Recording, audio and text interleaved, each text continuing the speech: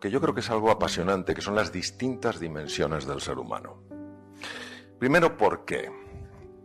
Un salto al vacío. Efectivamente, ha sido un salto al vacío. ¿Cuándo sabes que es un salto al vacío? Cuando no tienes ni idea de cómo lo vas a hacer. Yo creo que hay dos saltos al vacío. El salto insensato y el salto confiado. Lo pasas igual de mal en los dos, pero no sucede lo mismo en los dos. El salto insensato es cuando te largas de un sitio sin tener un qué y un por qué en tu vida. Es decir, no tienes un qué, hacia dónde quieres ir, ni un por qué. Ese es el salto insensato. Hay personas que me dicen, yo me quiero marchar de aquí, yo no quiero esto en mi vida, yo no quiero lo otro en mi vida. Y les pregunto, ¿y tú qué quieres? Bueno, todavía no lo sé, ya lo averiguaré. Eso es peligroso.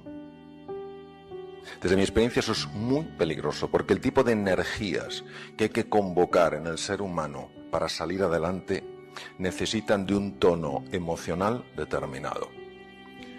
No es suficiente saber lo que no quieres, tienes que saber lo que quieres y por qué lo quieres. Lo que el corazón quiere sentir antes o después, la mente te lo muestra. Saltar sin un qué y un por qué me parece insensato.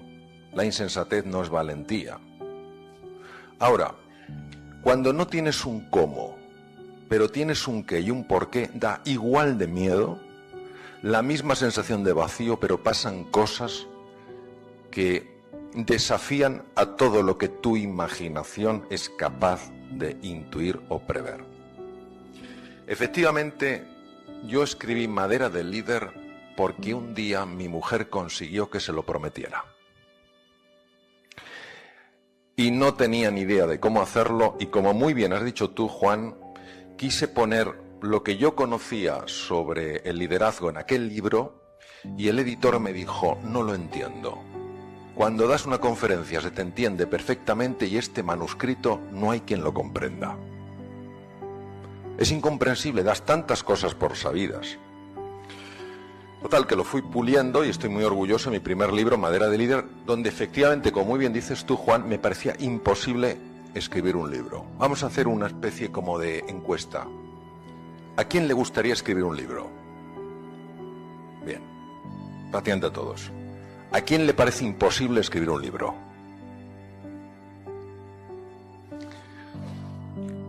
Bueno, a mí me parece imposible, pasaba por ahí y decía, ¿cómo es posible que no pueda escribir un libro? Y al final una promesa, un qué y un por qué, consiguió sacar adelante un cómo. El guardián de la verdad es el resultado también de una promesa. Una promesa que le hice a mi mujer y a mis hijos cuando eran pequeños. Yo, cuando iba a casa, me gustaba inventarme cuentos para entretener a mis hijos. Y por lo que fuera, aquellos cuentos les gustaban mucho.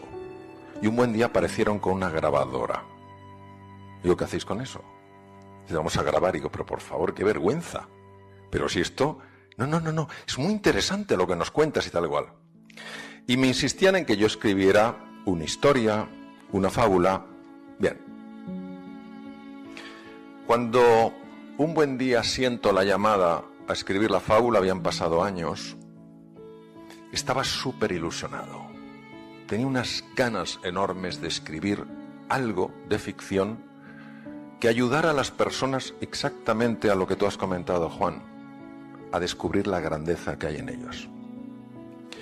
Y así se lo comenté a la editorial, entusiasmados. A mí el mundo griego me interesa mucho, no solo he estudiado temas de filosofía griega, me parece que aquella época fue extraordinaria en la vida de la civilización occidental, y quería que tuviera por lo menos un componente en el mundo clásico griego. Tener en cuenta además que tuve la fortuna de leer un libro de Pedro Laín Entralgo, que fue catedrático de Historia de la Medicina, yo le tuve en el programa de doctorado en la Autónoma, y este hombre hablaba en su libro La relación médico-enfermo del descubrimiento de médicos griegos, médicos como Hipócrates hace 2500 años, de que se podía curar con la palabra.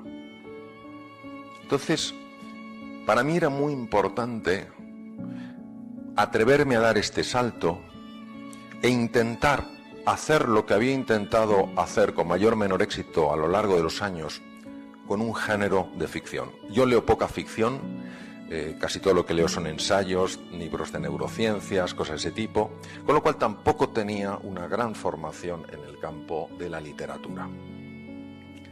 Bueno, la editorial estaba entusiasmada porque decía, bueno, ese es tu paso natural, Mario, ese es no sé cuántos y tal y cual. Bueno. Y aquí viene la situación. No me salía nada. Cuando digo nada, es nada de nada. Absolutamente nada. Yo sabía que quería que hubiera hombres, mujeres de distintas edades que ayudaran en distintos problemas, en distintas situaciones. Me apasiona la mitología. Soy un gran seguidor pues, de los grandes estudiosos de la mitología, pero no me salía nada. Así estuve 6 meses. 6 meses. Donde yo seguía estudiando mitología, donde yo seguía investigando en filosofía clásica y donde no me salía nada de nada. Donde ese cómo no aparecía por ningún lugar, por más vueltas que le diera. Y me sentía de alguna manera un poco avergonzado porque viendo el entusiasmo que tenía la editorial en que yo escribiera ese libro, yo no tenía nada que ofrecerles. A los 6 meses, un día me levanté, me puse a leer, como leo normalmente, estudio, por la mañana, por la noche, cuando puedo, en el autobús, donde voy siempre llevo con un libro. Y fue algo increíble. De repente es como si alguien hubiera quitado un tapón y me entra una fuerza absolutamente desconocida para mí. Jamás antes había vivido eso, nunca. Me entra una fuerza y me voy al ordenador, un ordenador de mesa que tengo, me pongo a escribir y me van saliendo los personajes. Y me sale Pablo, que tiene 16 años de edad, un chico que sufre en el colegio, porque se siente marginado, porque encima le hacen la vida imposible, porque no consigue aprender, porque no consigue enterarse, porque su profesor de historia, el señor Cuesta, le tiene manía. Y me sale Pablo. Y después de Pablo me sale Ana, su madre, viuda, porque su marido se mató en un accidente de tráfico, que vive en una empresa donde son como tiburones. Una mujer con problemas digestivos y me va saliendo solo. Y yo, ¿sabéis esto que te pasa algo raro? Y dices, esto es un poco raro, ¿eh? Yo no fumo, por supuesto no fumo tampoco nada raro. Bebo vino que me gusta, pero en cantidades moderadas. Y no me inyecto nada, de verdad. De verdad. Entonces, me sale Ana con sus problemas digestivos. Después me sale José, su padre, y me sale que es cardiólogo. ¿Por qué no me sale cirujano como yo? ¿O me sale internista? ¿O me sale traumatólogo? ¿Por qué me sale cardiólogo? No tengo ni idea. Y después aparece Isabel. Claro, José tiene 75 años, está retirado, ha sido un médico muy famoso, muy prestigioso, y ahora su vida apenas tiene sentido para él. Y aparece Isabel, que es una mujer joven, madura, que se encuentra con eso que a todos nos aterroriza, con esa palabra que a todos nos asusta, y queda presa de este pavor, de este terror. Y me va saliendo, oye, os voy a decir una cosa, según van saliendo se van cayendo las lágrimas. Y esto es tan raro, digo, ¿esto qué es? Total, me salen 2 capítulos enteros y se lo mando a la editorial porque digo, vamos a ver, esto o está muy bien o es todavía más raro de lo que yo pienso. Total, lo mando a la editorial, se lo dan a leer a la directora de ficción, persona estupenda, Miriam Galaz, se lo dan a la directora general de Espasa, Ana Rosa Semprún, y me contestan, nos ha emocionado, sigue por aquí. Pero claro, ¿cuánto había tardado yo en escribir 2 capítulos? 6 meses. Entonces yo me imagino en sus mentes calculando cuándo estaría la novela. pues lógicamente el siglo que viene. Pero es que no dejó de irme saliendo esa novela, lo que les pasaba, cómo sus vidas totalmente perdidas en la tensión, en la frustración, en la falta de sentido, en el terror, empiezan a dar un giro.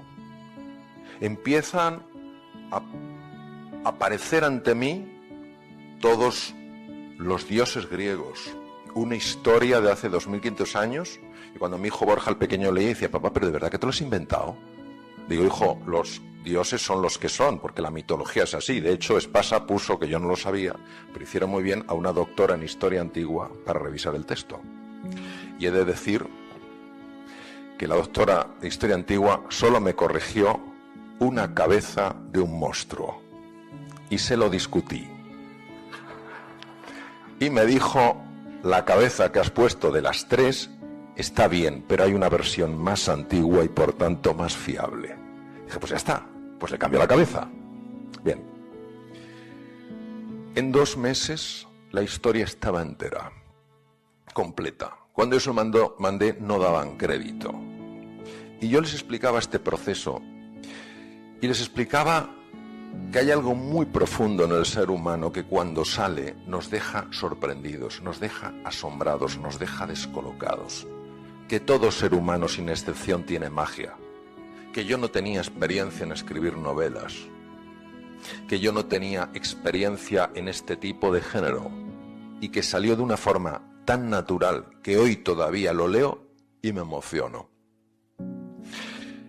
Entonces es de esa parte de la que yo os quiero hablar hoy. Os quiero hablar de esa parte que es la que yo quiero que se agite en vuestro interior. El lema central de la novela es una experiencia, no es un concepto que yo quiera transmitir. Es una experiencia que he vivido personalmente en mi vida y una de ellas ha sido al escribir esta novela. He de deciros que cuando terminé de escribir la novela, mi vida empezó a cambiar profundamente. 2 días después tenía que dar un curso, lo di en Aránzazu, en montañas preciosas, y el Mario que daba un curso, ese curso era un Mario diferente al que había dado los cursos a lo largo de muchos años. Mi vida no ha parado de cambiar, algo se ha movido dentro. Algo profundo, a lo que estoy sumamente agradecido. Entonces, el lema es: lo imposible puede hacerse posible. Lo digo para aquellas personas que, como yo, se encuentran, os encontráis, nos encontramos ante muros que nos parecen infranqueables. Muros de salud, de vitalidad, muros de relaciones, muros de conseguir cosas en la vida.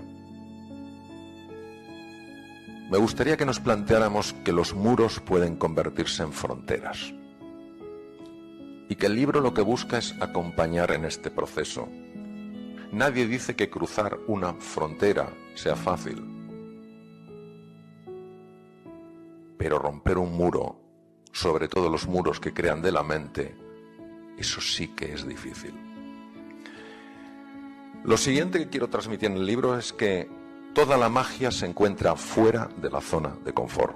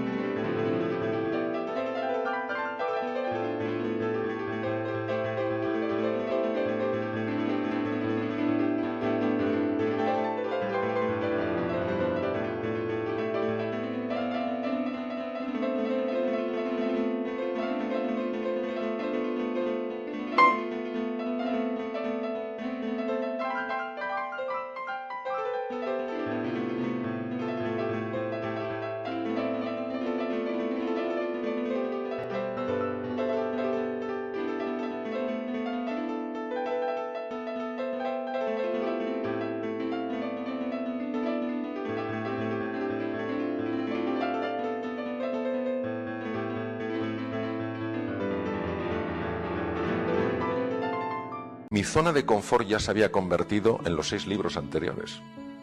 6 ensayos, me exigen mucha investigación, mucho esfuerzo, mucho trabajo, como es lógico, pero era ya mi zona de confort. Yo estoy constantemente hablando de la importancia de salir de la zona de confort. Y cuando tú sales de la zona de confort, no ves la zona de descubrimiento, no ves el producto terminado, lo que te ves es en el medio de la nada. Porque has dejado lo conocido y estás en un mundo donde todavía no ha aparecido lo nuevo. Es decir, tienes muy claro lo que has perdido, pero todavía no tienes claro lo que vas a ganar. Hay una zona de confort que es la más dura en el ser humano, que es cómo te has definido a ti mismo que eres. Cómo te has definido quién eres. Los procesos mentales que te hacen pensar que tú no puedes ir más allá, que hay ciertos obstáculos que son demasiado grandes para ti, o que tú eres demasiado pequeño para ellos. Y es mi experiencia personal que esto no es así. Obviamente no implica que hagamos cosas absurdas, simplemente implica que lo que nos parece imposible puede pasar, como decías tú, Juan, a improbable y después a posible. El libro es un viaje interior. Es verdad que hay 2 viajes, hay un viaje exterior que tiene que ver en Grecia, que tiene lugar en Grecia, y hay un viaje interior que es el que más me importa. La envoltura del regalo es el viaje externo, el regalo es el viaje interno. La experiencia que tengo en los viajes interiores, que es el campo que más me puede apasionar, es la siguiente. Cuando tú viajas al interior, descubres 2 cosas. Lo primero que descubres es que te vienes contando una milonga desde que eras pequeño, y esa milonga, el problema es que te la has creído.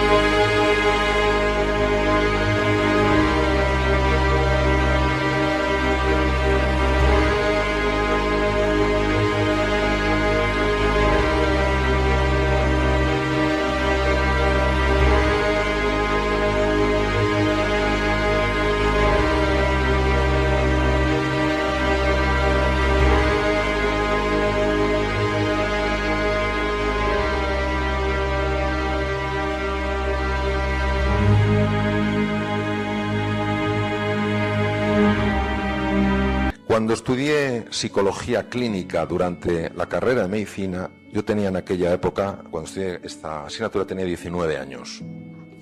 Y la profesora, en un momento determinado, la profesora de psicología clínica, profesora titular, dijo: a los 7 años la personalidad está totalmente determinada. Claro, yo dije esto seguro que no he entendido bien. Pues yo tenía 19. Esperé a que acabara la clase, me acerqué y dije: profesora, quiero hablar con usted. ¿Qué desea? Era una mujer un poco distante. ¿Qué desea? Tengo mucha prisa. Bueno, es que es importante. Bueno, ¿qué quiere? ¿Qué quiere? Verá, me ha parecido entender, pero seguro que he entendido mal. Me ha parecido entender que ha dicho usted que a los 7 años la personalidad está totalmente determinada. Pero me miró y me dijo: es eso exactamente lo que he dicho. Digo: pero entiéndame, yo tengo 19 años y quiero cambiar muchas cosas de mi vida. Me miró y me dijo: es tarde. Vosotros imaginaros que yo me hubiera tragado esa milonga. Lo que tú crees, lo creas, porque lo vives como una certeza incuestionable.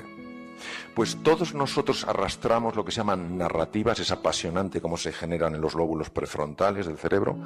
Generamos narrativas, y la mayor parte de esas narrativas, que las vivimos como realidades incuestionables, son profundamente limitantes. Y nos hacen decir a veces, yo soy así, yo no puedo. A mí no me importa no poder tirar una pared de aquí, pero sí me importa poder hacer frente a ciertos desafíos de mi vida. ¿Por qué tengo que sentirme bloqueado, incapaz, incompetente, inseguro, cuando dentro de mí tengo recursos para hacerle frente? ¿Por qué? Porque hago caso a esa narrativa. Pero no solo está la narrativa que nos contamos, lo más importante es lo que esa narrativa tapa. Hay una historia muy sencilla, probablemente muy antigua, de un rey hindú que iba en su carroza por un camino y se encontró con un mendigo que estaba durmiendo. Entonces el rey le dijo al cochero que parara, se bajó e introdujo en el bolsillo de aquel mendigo una esmeralda de extraordinario valor, pensando que el momento en el que se despertara, este hombre descubriría que acababa de pasar de la pobreza más absoluta a una riqueza incuestionable. El tiempo pasó y por casualidad el rey volvió a pasar con su carroza por el mismo camino y vio al mismo mendigo con más edad, más mayor, más avejentado, pero igual de pobre. Entonces el rey paró, le dijo al cochero que parara, se bajó de la carroza y empezó a decirle al mendigo, pero bueno, ¿qué haces aquí? El pobre hombre, yo, ¿qué haces aquí? ¿Cómo estás en la carretera? ¿Pero cómo estás con estas ropas? Dice, ¿pero qué le voy a hacer? Soy un hombre pobre. Dice, ¿y la esmeralda? Dice, ¿qué esmeralda? La que puse en tu bolsillo. Y entonces el hombre metió la mano en el bolsillo y sacó una esmeralda. Dijo, jamás se me ocurrió buscar aquí. Esto nos pasa exactamente a nosotros. Nos ponemos nuestras ropas de mendigo y decimos, no puedo, estoy destinado, la vida me ha condenado tal cual, y no se nos ocurre buscar en el interior y encontrar esa esmeralda.